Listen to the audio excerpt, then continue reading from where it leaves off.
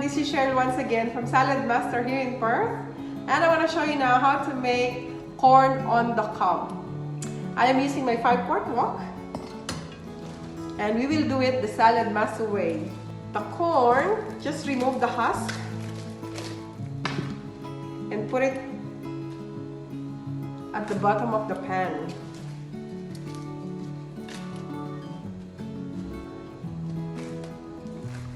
You know, in ordinary cookware, you cannot do this. If we do this in an ordinary cookware, what we need to do is to put so much water. We have to cover the corn with water and use high heat. You know what happens after cooking? Too much sweetness from the corn will go to the water. That's why after we cook it, we need butter to compensate the lost flavor. In Saladmaster, we don't need too much water. I'll just put a little bit of water in a glass, and that's it. That's enough moisture to cook the corn.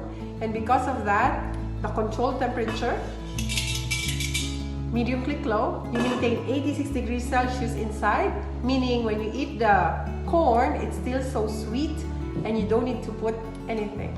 That is the Saladmaster way. You can also do that when you're cooking sweet potato. Instead of boiling sweet potato or steaming, which kills a lot of nutrition due to overheating, I'm using my 9-inch skillet and I use a wet paper towel. So you can do this with your egg, sweet potato, corn on the cob. So I'll just put my sweet potato here.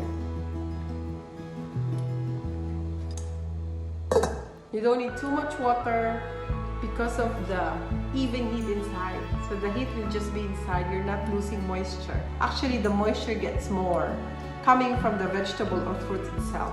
That's why you don't need too much water.